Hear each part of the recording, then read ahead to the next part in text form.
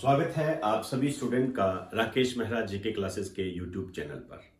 आज इस चैनल पर हम आरएएस प्री परिणाम से संबंधित कुछ अपडेट पर बात करेंगे। अपडेट ये है कि 2 क्वेश्चन ऐसे हैं जिन पर रिट लग सकती है। अब वो कौन कौन से 2 क्वेश्चन हैं इनके बारे में मैं आपको बताऊंगा, लेकिन इससे पहले कुछ बातें आपको बताना चाहूंगा। पहली बात तो ये है कि जो बच्चे आरएएस प्री में सिलेक्ट हुए हैं वो खुश है और उन्हें खुश होना भी चाहिए, जायज भी है। और जो आरएएस प्री में सिलेक्ट नहीं हुए हैं वो ऑब्वियसली बात है खुश नहीं है। और जो बॉर्डर पर है, बॉर्डर का मेरे कहने का मतलब है जो कट ऑफ के बिल्कुल पास में है, उनकी स्थिति तो यदि मैं मेरे शब्दों में कहूं तो काफी दयनीय है, क्योंकि क्वेश्चन इस तरीके से डिजाइन किए गए कि उसमें बच्चा भी कंफ्यूज हुआ और आरपीएससी ने कुछ गलत आंसर भी दिए। गणगौर वाला एग्जाम्पल हमारे सामने है। आपसे मैं ये कहना चाहूंगा कि जैसे मैंने कई बार आपके कमेंट देखे, हालांकि मैंने नहीं रखते वो कमेंट इतने, कुछ बच्चे कहते हैं कि हम दिग्भ्रमित करते हैं। तो पहली बात तो ये है कि जिस बच्चे का सिलेक्शन हुआ है वो यही बात कहेगा कि दिग्भ्रमित करते हैं। उस बच्चे से जब हम पूछेंगे जो मेरिट के बिल्कुल नजदीक है, बॉर्डर पर खड़ा है और उसका गुरुमुख निहाल सिंह के कारण उसका सिलेक्शन नहीं हो रहा है, उस बच्चे का जब दर्द देखोगे तब आपको पता लगेगा कि हम दिग्भ्रमित कर रहे हैं या आपको एक सही राय दे रहे हैं।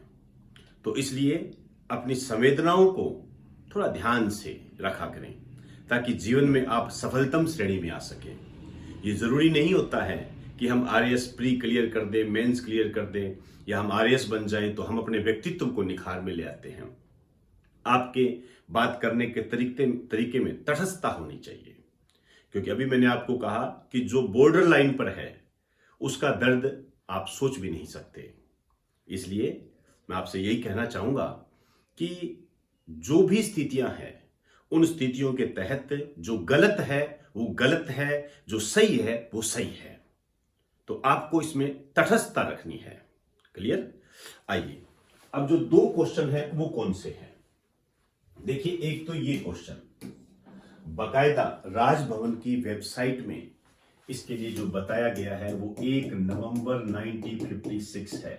अब आप देखिए, जिस बच्चे का सिलेक्शन इस क्वेश्चन के कारण नहीं हो रहा है उसका दर्द कितना गहरा है।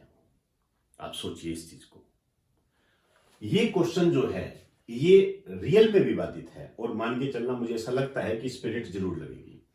रही दूसरे क्वेश्चन पेट्रोल की बात, मैं सिर्फ 2 क्वेश्चन ही लेकर आया हूं, हालांकि और भी बातें कर सकते हैं लेकिन मुद्दा इनका है।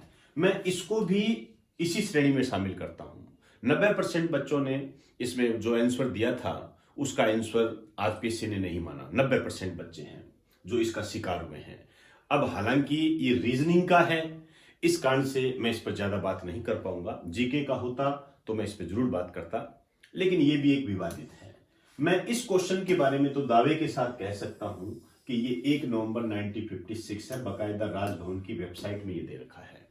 अब देखते हैं कैसे रिट लगती है, आगे की स्थितियां क्या होती है। यही अपडेट मैंने आपको बताने के लिए कहा था और इसके लिए आपको दिग्भ्रमित होने की कोई आवश्यकता नहीं है। इन छोटी छोटी बातों पर यदि आप दिग्भ्रमित होते हो तो मान के चलना आपको अपने व्यक्तित्व में परिवर्तन करने की आवश्यकता है। क्लियर होगी सारी बात? आइए, अब मैं करंट से संबंधित कुछ बात करना चाहूंगा। मेरा आज का जो विषय है सुनील छेत्री के संबंध में है। आइए, सुनील छेत्री भारत के फुटबॉलर हैं। कई बार तो इस टाइप के क्वेश्चन बन जाते हैं कि सुनील छेत्री का संबंध किस खेल से है, हालांकि वेल नोन बातें हैं। ये अंतरराष्ट्रीय फुटबॉल में सर्वाधिक गोल करने वाले 5वें खिलाड़ी है। ये महत्वपूर्ण बात है। सर्वाधिक गोल करने वाले 5वें खिलाड़ी है और इन्होंने जो गोल किए हैं वो है 80।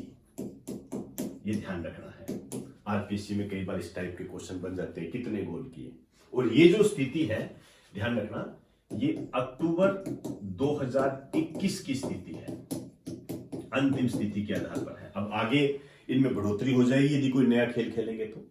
यहां पर आपको एक बात और ध्यान रखनी है, वो ये है कि ये 5वें खिलाड़ी हैं, लेकिन लियोनेल मेसी जो है वो भी इसी स्थान पर है। 5वां नंबर जो है ये लियोनेल मेसी का भी है। लियोनेल मेसी का आप जानते हो अर्जेंटीना की ये खिलाड़ी है,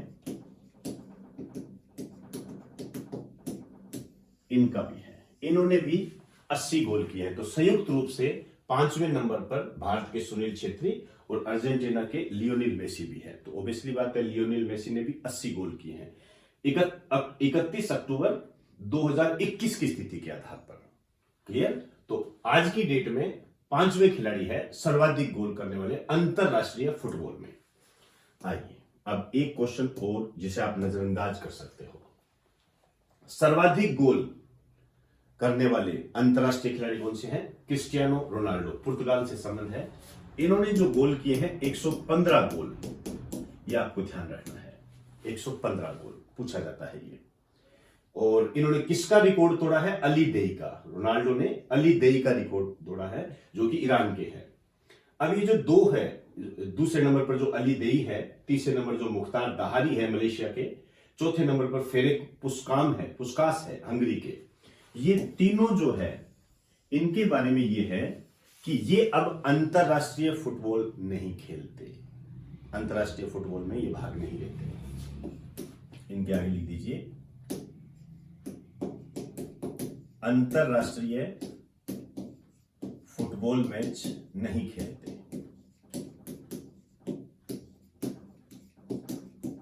नहीं खेलते। क्लियर? ये तीनों नहीं खेलते। अब यदि मैं आपसे ये कहूं कि अंतरराष्ट्रीय फुटबॉल में सर्वाधिक गोल करने वाले सक्रिय खिलाड़ियों की दृष्टि से सुनील छेत्री का कौन सा नंबर है? अंतरराष्ट्रीय फुटबॉल में सर्वाधिक गोल करने वाले सक्रिय खिलाड़ियों की दृष्टि से, सक्रिय मतलब जो खेलते हैं, इन्होंने तो खेल छोड़ दिया ना। सक्रिय खिलाड़ियों की दृष्टि से सुनील छेत्री का कौन सा स्थान है? तो ये हो जाएगा दूसरा। और इनके साथ साथ कौन है? लियोनेल मेसी अर्जेंटीना के। मेरी नजर में ये क्वेश्चन आने के ज्यादा चांस है। लिख दीजिए अंतरराष्ट्रीय फुटबॉल में